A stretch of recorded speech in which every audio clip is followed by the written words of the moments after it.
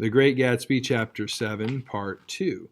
There is no confusion like the confusion of a simple mind, and as we drove away, Tom was feeling the hot whips of panic. His wife and his mistress, until an hour ago secure and inviolate, were slipping precipitately from his control. Instinct made him step on the accelerator with the double purpose of overtaking Daisy and leaving Wilson behind, and we sped along toward Astoria at 50 miles an hour until, among the spidery girders of the elevated, we came in sight of the easy-going blue coupe.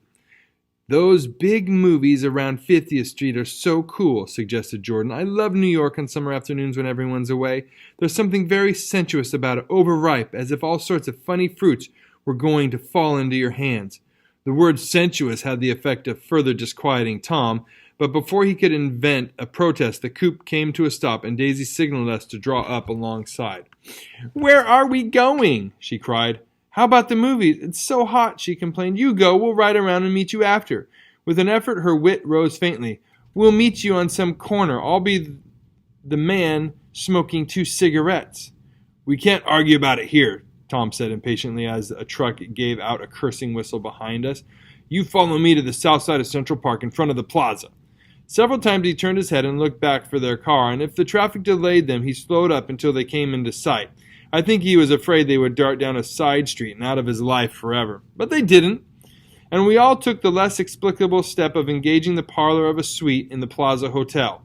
The prolonged and tumultuous argument that ended by herding us into that room eludes me, though I have a sharp physical memory that, in the course of it, my underwear kept climbing like a damp snake around my legs, and intermittent beads of sweat raced cool across my back. The notion originated with Daisy's suggestion that we hire 5 bathrooms and take cold baths, and then assumed more tangible form as a place to have a mint julep. Each of us said over and over that it was a crazy idea. We all talked at once to a baffled clerk and thought, or pretended to think, that we were being very funny. The room was large and stifling, and though it was already 4 o'clock, opening the windows admitted only a gust of hot shrubbery from the park. Daisy went to the mirror and stood with her back to us, fixing her hair. "It's a swell suite," whispered Jordan respectfully, and everyone laughed. "Open another window," commanded Daisy without turning around. "There aren't any more." "Well, we'd better telephone for an axe." "The thing to do is forget about the heat," said Tom impatiently. "You make it 10 times worse by crabbing about it." He unrolled the bottle of whiskey from the towel and put it on the table. "Why not let her alone, old sport?" remarked Gatsby. "You're the one that wanted to come to town." There was a moment of silence. The telephone book slipped from its nail and splashed to the floor, whereupon Jordan whispered, "Excuse me," but this time no one laughed. "I'll pick it up," I offered. "I've got it." Gatsby examined the parted string, muttered "Humph" in an interested way, and tossed the book on a chair. "That's a great expression of yours, isn't it?" said Tom sharply. "What is?" "All this old sport business. Where'd you pick that up?" "Now see here, Tom," said Daisy, turning around from the mirror. "If you're going to make personal remarks, I won't stay here a minute. Call up and order some ice for the mint julep." As Tom took up the receiver, the compressed heat exploded into sound, and we were listening to the portentous chords of Mendelssohn's Wedding March from the ballroom below. "Imagine marrying anybody in this heat," cried Jordan dismally. "Still, I was married in the middle of June," Daisy remembered. "Louisville in June. Somebody fainted." "Who was it fainted, Tom?" "Biloxi," he answered shortly. "A man named Biloxi, Biloxi, and he made boxes, that's a fact, and he was from Biloxi, Tennessee." "They carried him into my house," appended Jordan, "because we lived just 2 doors from the church, and he stayed 3 weeks until Daddy told him he had to get out. The day after he left, Daddy died." After a moment she added, as if she might have sounded irreverent, "There wasn't any connection." "I used to know a Bill Biloxi from Memphis," I remarked. "That was his cousin. I knew his whole family history before he left. He gave me an aluminum putter that I use today." The music had died down as the ceremony began, and now a long cheer floated in at the window, followed by intermittent cries of "Yeah!" and finally by a burst of jazz as the dancing began. "We're getting old," said Daisy. "If we were young, we'd rise and dance." "Remember Biloxi," Jordan warned her. "Where'd you know him, Tom?" "Biloxi?" He concentrated with an effort. "I didn't know him. He was a friend of Daisy's." "He was not," she denied. "I've never seen him before. He came down in the private car." "Well, he said he knew you. He said he was raised in Louisville. He's a bird brought him around at the last minute and asked if we had a room for him." Jordan smiled. He was probably bumming his way home. He told me he was president of your class at Yale." Tom and I looked at each other blankly. "Biloxi? First place, we didn't have any president." Gatsby's foot beat a short, restless tattoo, and Tom eyed him suddenly. "By the way, Gatsby, I understand you're an Oxford man." "Not exactly." "Oh, yes, I understand you went to Oxford." "Yes, I went there." A pause, then Tom's voice incredulous and insulting. "You must have gone there about the time Biloxi went to New Haven." Another pause. A waiter knocked and came in with crushed mint and ice, but the silence was unbroken by his thank you and the soft closing of the door. This tremendous detail was to be cleared up at last. "I told you I went there," said Gatsby. "I heard you, but I'd like to know when." "It was in 1919. I only stayed 5 months. That's why I can't really call myself an Oxford man." Tom glanced around to see if we mirrored his unbelief. But we were all looking at Gatsby. "It was an opportunity they gave to some of the officers at the armistice," he continued. "We could go to any of the universities in England or France." I wanted to get up and slap him on the back. I had one of those renewals of complete faith in him that I'd experienced before. Daisy rose, smiling faintly, and went to the table. "Open the whiskey, Tom," she ordered, "and I'll make you a mint julep. Then you won't seem so stupid to yourself. Look at the mint." "Wait a minute," snapped Tom. "I want to ask Mr. Gatsby one more question." "Go on," Gatsby said politely. "What kind of row are you trying to cause in my house anyway?"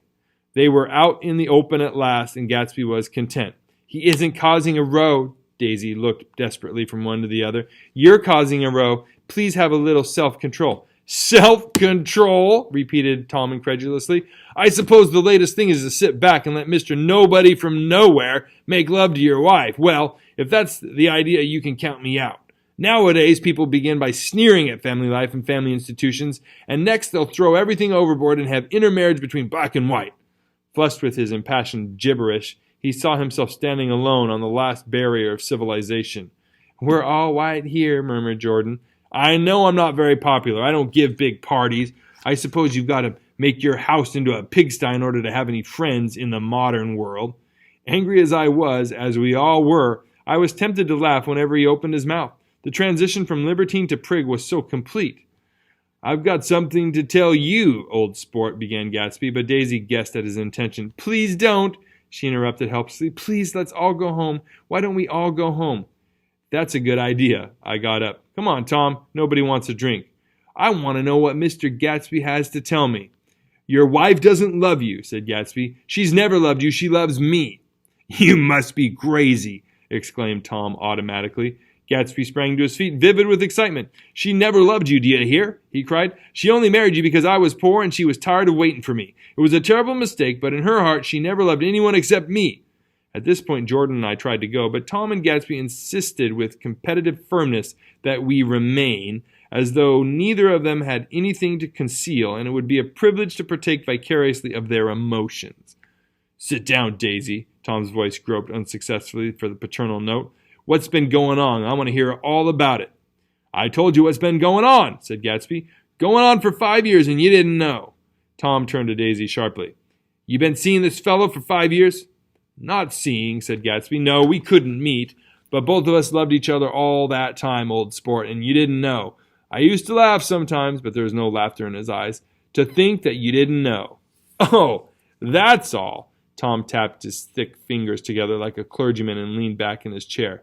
"You're crazy," he exploded. "I can't speak about what happened 5 years ago because I didn't know Daisy then, and I'll be damned if I see how you got within a mile of her unless you brought the groceries to the back door. But all the rest of that's a damned lie. Daisy loved me when she married me, and she loves me now." "No," said Gatsby, shaking his head. "She does, though. The trouble is that sometimes she gets foolish ideas in her head and doesn't know what she's doing." He nodded sagely. "And what's more, I love Daisy, too. Once in a while I go off on a spree and make a fool of myself, but I always come back, and in my heart I love her all the time." "You're revolting," said Daisy. She turned to me, and her voice, dropping an octave lower, filled the room with thrilling scorn. "Do you know why we left Chicago? I'm surprised they didn't treat you to the story to that little spree." Gatsby walked over and stood beside her. "Daisy, that's all over now," he said earnestly. "It doesn't matter anymore. Just tell him the truth, that you never loved him, and it's all wiped out forever." She looked at him blindly. "Why, how could I love him possibly?" "You never loved him?" She hesitated. Her eyes fell on Jordan and me with a sort of appeal, as though she realized at last what she was doing, and as though she had never all along intended doing anything at all. But it was done now. It was too late. I never loved him, she said with perceptible reluctance. Not at Capiolani? Demanded Tom suddenly. No. From the ballroom beneath, muffled and suffocating chords were drifting up on hot waves of air. Not that day I carried you down from the punch bowl to keep your shoes dry? There was a husky tenderness in his tone. Daisy? Please don't. Her voice was cold, but the rancor was gone from it. She looked at Gatsby. There, Jay, she said, but her hand, as she tried to light a cigarette, was trembling. Suddenly she threw the cigarette and the burning match on the carpet. Oh, you want too much, she cried to Gatsby. I love you now. Isn't that enough? I can't help what's past. She began to sob helplessly. I did love him once, but I loved you too. Gatsby's eyes opened and closed. You loved me too? He repeated. Even that's a lie, said Tom savagely. She didn't know you were alive. Why, there are things between Daisy and me that you'll never know, things that neither of us can ever forget. The words seemed to bite physically into Gatsby. I want to speak to Daisy alone, he insisted. She's all excited now. Even alone, I can't say I never loved Tom, she admitted in a pitiful voice. It wouldn't be true. Of course it wouldn't, agreed Tom. She turned to her husband. As if it mattered to you, she said. Of course it matters. I'm going to take better care of you from now on. You don't understand, said Gatsby with a touch of panic. You're not going to take care of her any more. I'm not? Tom opened his eyes wide and laughed. He could afford to control himself now. Why's that? Daisy's leaving you. Nonsense. I am, though, she said with a visible effort. She's not leaving me. Tom's words suddenly leaned down over Gatsby. Certainly not for a common swindler who'd have to steal the ring he put on her finger. I won't stand this, cried Daisy. Oh, please, let's go out. Who are you, anyhow? Broke out Tom. You're one of that bunch that hangs around with Meyer Wolfsheim. That much I happen to know. I made a little investigation of your affairs, and I'll carry it further tomorrow. You can suit yourself about that, old sport, said Gatsby steadily. I found out what your drugstores were. He turned to us and spoke rapidly. He and this Wolfsheim bought up a lot of side street drugstores here and in Chicago and sold grain alcohol over the counter. That's one of his little stunts. I picked him for a bootlegger the first time I saw him, and I wasn't far off. What about it? Said Gatsby politely. I guess your friend Walter Chase wasn't too proud to come in on it. And you left him in the lurch, didn't you? You let him go to jail for a month over in New Jersey. You ought to hear Walter on the subject of you. He came to us dead broke. He was very glad to pick up some money, old sport. Don't you call me old sport, cried Tom. Gatsby said nothing. Walter could have you up on the betting laws, too, and Wolfsheim scared him into shutting his mouth. That unfamiliar yet recognizable look was back in Gatsby's face. The drugstore business was just small change, continued Tom slowly, but you've got something on now that Walter's afraid to tell me about. I glanced at Daisy, who was staring terrified between Gatsby and her husband, and at Jordan, who had begun to balance an invisible but absorbing object on the tip of her chin. Then I turned back to Gatsby and was startled at his expression. He looked, and this is said in all contempt for the babbled slander of his garden, as if he had killed a man. For a moment the set of his face could be described in just that fantastic way. It passed, and he began to talk excitedly to Daisy, denying everything, defending his name against accusations that had not been made.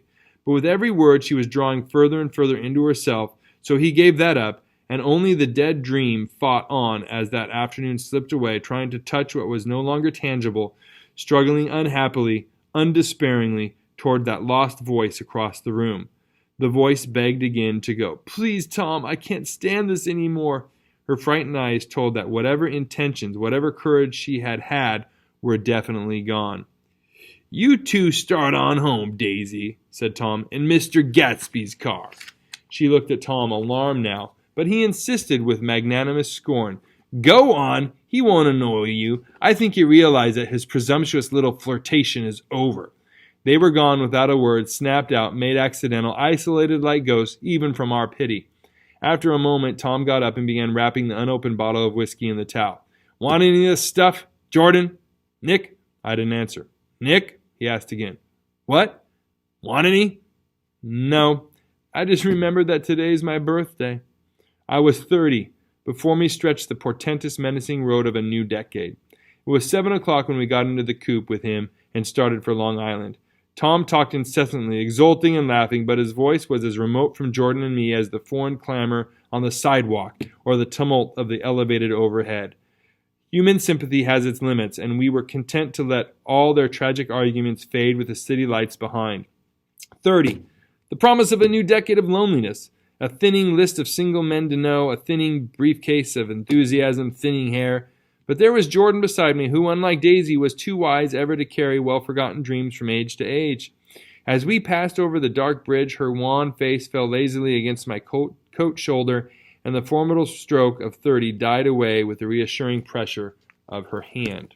Hey, let me just say, I hope you enjoyed this reading of The Great Gatsby. We have the whole book on our playlist, so please check it out if you need previous chapters or later chapters.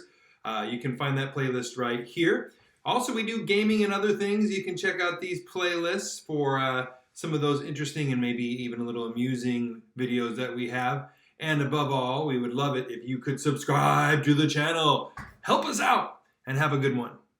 Until next time.